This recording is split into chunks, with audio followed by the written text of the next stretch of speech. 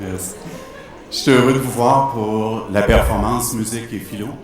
La structure de la soirée est assez simple. En fait, on va alterner entre explications de liens sur des conceptions philosophiques et la musique. Les liens entre musique et philosophie me semblent assez naturels. Il y avait quand même une inspiration à ça. Un ouvrage qui a été publié l'été passé de Francis Métivier, Rock and Philo. Donc, s'il y a des personnes qui veulent voir d'autres liens possibles, vous pouvez aller le consulter à la bibliothèque. Je vous présente tout de suite les personnes qui vont nous accompagner, qui vont agrémenter la soirée. Donc, à la basse, Nicolas Gosselin.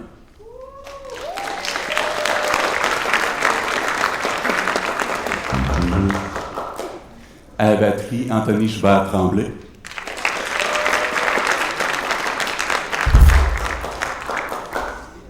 À la guitare, Charles Martel.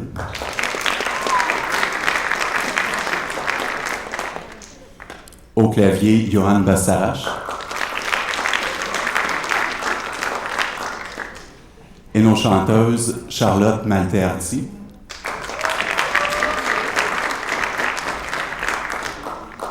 Déborah Perron.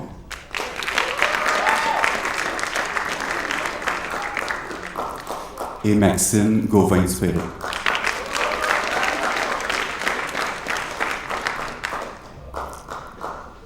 Première chanson, Smell Like Teen Spirits de Nirvana, avec des liens qui vont être faits avec Rousseau. En fait, bon, la chanson, le titre l'évoque assez bien, donc une allusion à l'esprit de l'adolescence. Pour la petite histoire, il y a aussi, dans l'inspiration du titre de la chanson, il y a dans le fond un pied de nez, si on peut dire, à une publicité d'un parfum chic et surtout cheap qui s'adressait à des adolescents, donc pour un petit peu ridiculiser ceux qui se laissent avoir par ces idées-là. Chez Rousseau, on va retrouver surtout les idées autour des notions de paraître. Il y a en fait deux notions qui vont servir, dans le fond, pour saisir la chanson. Les notions d'amour de soi et d'amour propre.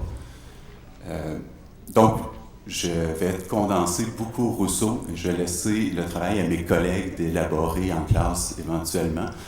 Pour les personnes donc, qui sont dans les conceptions de l'être humain, Rousseau essaie de voir quelles sont les caractéristiques naturelles de l'être humain, quelles sont les caractéristiques qui apparaissent avec la culture. Une des caractéristiques naturelles est l'amour de soi, donc qui est tout simplement la préservation de soi, essayer de se conserver physiquement, mais aussi moralement. Une autre notion qui est l'amour-propre, qui va plutôt être d'essayer de ne pas être blessé dans son ego, qui, elle, n'est pas une notion, n'est pas une caractéristique naturelle, mais plutôt une tare qui apparaît avec la civilisation. Donc, quand Rousseau essaie d'identifier les caractéristiques naturelles, c'est un jeu de l'esprit, donc il ne fait pas une étude historique, mais il essaie d'imaginer un homme hors de la société, hors de la cité. Donc, quelles seraient ses caractéristiques? Donc, comme il est seul, il n'y a pas nécessairement de mal qu'il fait à d'autres, tout simplement parce qu'il n'y a pas d'autres personnes. Et dans les caractéristiques, donc, il y a cet amour de soi, donc cette préservation. Et il va présupposer que lorsqu'on peut s'organiser autour d'une cité dans un milieu fixe, va aussi surgir l'apparence, une importance pour l'apparence, puisqu'on a plus de temps pour observer les autres, puisqu'on reste dans un lieu fixe. On va aussi voir qu'il y a des personnes qui sont plus populaires que d'autres. Et on va rapidement réaliser aussi que si on peut juger de l'apparence des autres, ben c'est que les autres aussi peuvent juger de notre apparence, de notre style, de ce qu'on est. Donc, il va y avoir une préoccupation pour le paraître, et lorsque la préoccupation pour le paraître devient trop forte, trop pesante, selon Rousseau, c'est l'amour de soi, donc la préservation de soi, qui va, dans le fond, dégénérer en amour-propre, c'est-à-dire simplement ne pas se sentir blessé dans notre ego. Et avec ça va apparaître l'orgueil, la vanité, la honte, etc. C'est un peu ce rapport-là qu'explore, dans le fond, la première chanson.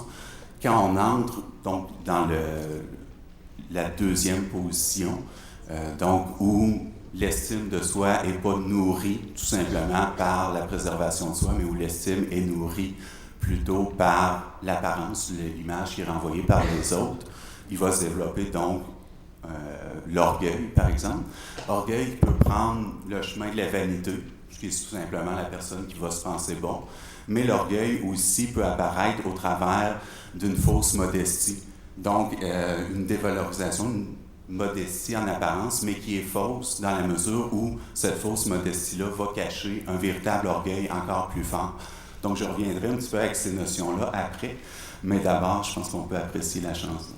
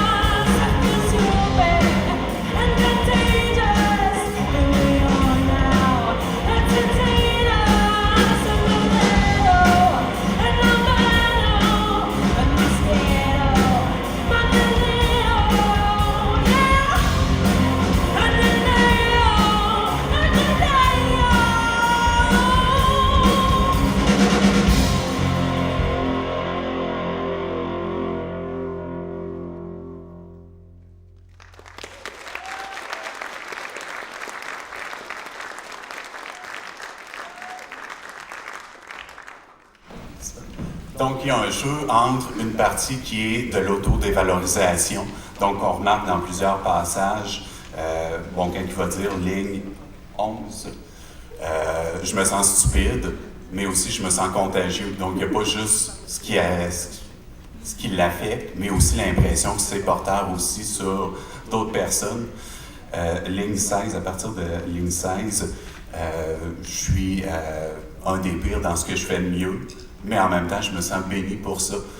Il y a une autodévalorisation, mais qui ne reste pas que dans l'autodévalorisation, qui devient en quelque sorte une force. C'est comme si, pour se justifier, pour nourrir, dans le fond, son ego, son estime, son caractère, dans le fond, étranger aux autres, devient en quelque sorte motif d'estime et fait en sorte qu'il est unique, justement parce qu'il se distingue de la masse. Au début, c'est un peu anecdotique, mais je mentionnais que le titre de la chanson faisait un clin d'œil aussi, donc pour ridiculiser un parfum cheap qui était distribué donc aux adolescents d'une masse, de la majorité. En même temps, le personnage n'y échappe pas totalement, tout simplement que son groupe d'appartenance se situe ailleurs. Pour les personnes qui ont fait le cours d'éthique et qui ont vu les stades du développement du jugement moral chez Kohlberg ou qui l'ont vu peut-être dans un cours de psycho, si on regarde vers à peu près 14 ans, c'est un stade 3, qu'est-ce qui domine dans nos jugements?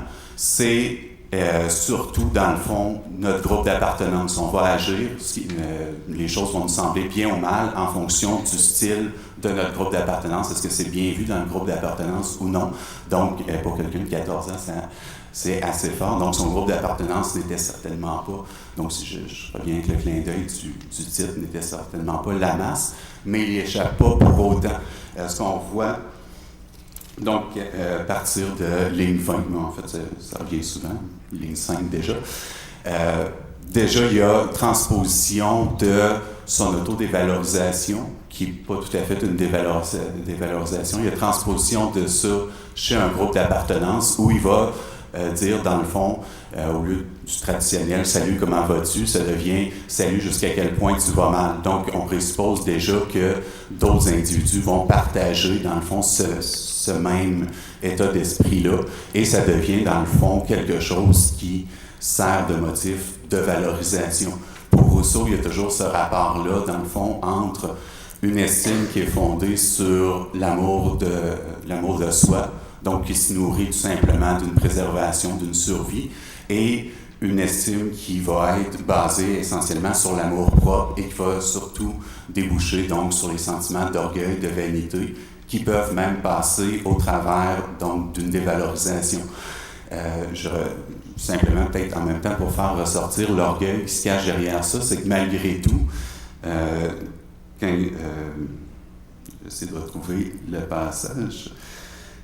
Donc, il va dire, je lis à partir de 40, la ligne 40, dans le fond, s'il se sentait réellement inférieur, il se sentirait inférieur, point. Mais il va dire, dans le fond, on est là, donc avec le groupe d'appartenance, on est là, divertissez-nous, donc ça devient non pas à eux de s'ajuster aux autres, mais plutôt aux autres de s'ajuster à eux. Donc, encore là, ce qui semblait être une dévalorisation reste quand même un orgueil d'un signe de supériorité, c'est les autres qui doivent s'adapter et non pas l'inverse. Donc, d'où l'orgueil un peu qui se cache même là. Et dernier point, dans la structure même musicale, on peut remarquer dans le rythme les passages où, dans le fond, il y a une reconstruction un petit peu de l'estime au travers de son caractère justement un peu plus unique. Je suis le pire dans ce que je fais le mieux et pour ça, par exemple, je me sens béni. Ça, c'est reconstruction un petit peu de son estime, mais qui passe essentiellement par le pareil. Là, il y a un rythme beaucoup plus lent. Alors, quelqu'un qui a imposition un peu de son caractère unique aux autres, là, il y a une accélération aussi du rythme. On peut peut-être leur faire pour remarquer justement ce passage-là.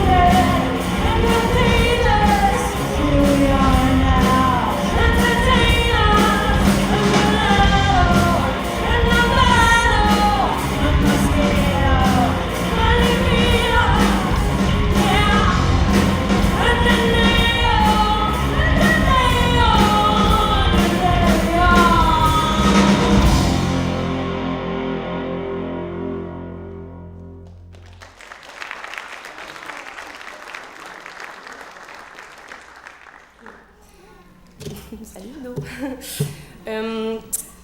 Pour la prochaine chanson, Creep de Radiohead, je vais expliquer les différentes métaphores qu'utilise Nietzsche pour illustrer sa conception de l'être humain. La première est celle du chameau, qui représente l'individu pris dans un système de valeurs hérité de ses ancêtres, tout comme la bosse du chameau, qui est un fardeau que le chameau doit traîner. En fait, ça symbolise le fardeau de la tradition.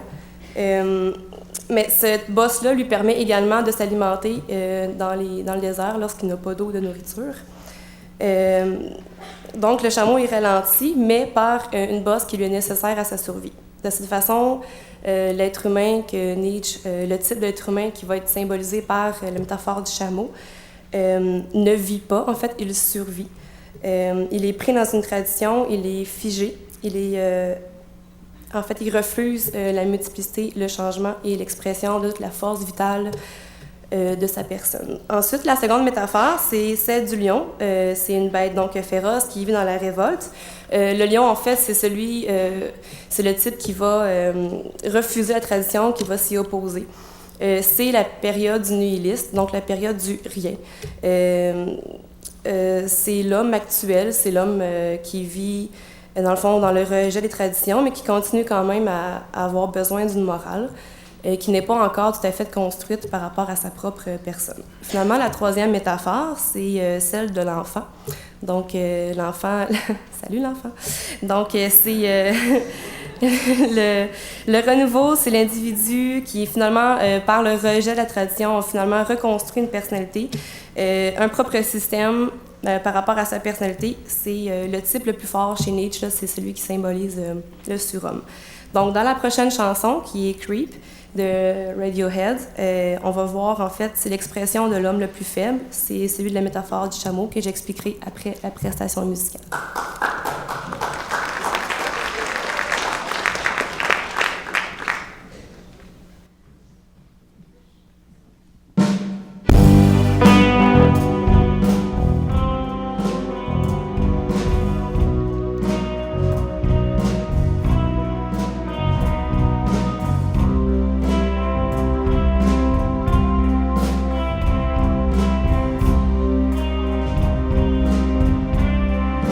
You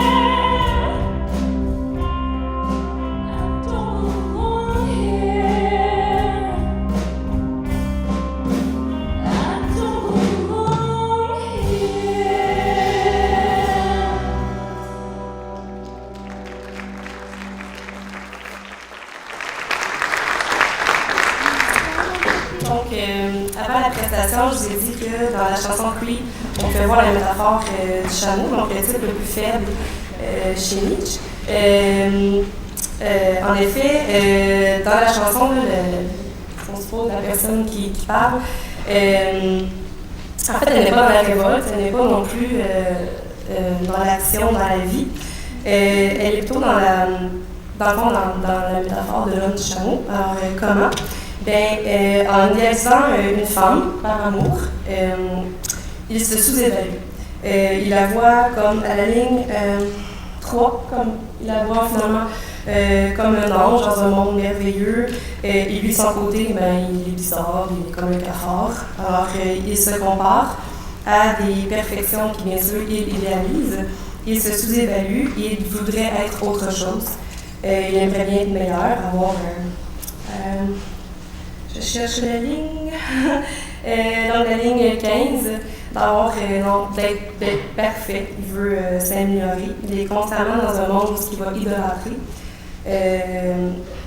C'est cette idolâtrie-là représente vraiment la bosse du chameau qui va traîner avec lui parce qu'il a nécessairement besoin de penser à l'amour et à la perfection. Donc, dans son monde d'idole, il est en réaction face à la perfection de son amour. Il est toujours en contradiction, là, lui étant imparfait et la femme étant parfaite. Et lui, il se caractérise comme étant bizarre.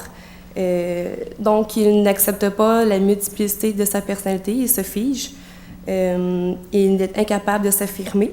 Et il est comme un cafard, finalement, qui survit, qui est toujours en comparaison avec un monde parfait, celui du monde qu'il aime. Donc, c'est pour ça qu'il est But I'm a Creep.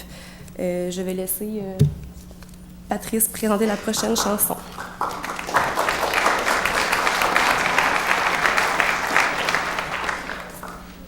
La prochaine chanson est de Alain Bashung, donc La nuit je mens, et les liens à faire sont avec la notion de mauvaise foi chez Sartre. Donc la conception de l'être humain chez Sartre, c'est une conception où on considère que l'être humain est fondamentalement libre, non pas de son existence, mais de ce que Sartre appelle son essence, qu'on pourrait appeler plus simplement son identité, la définition de qui on est comme individu.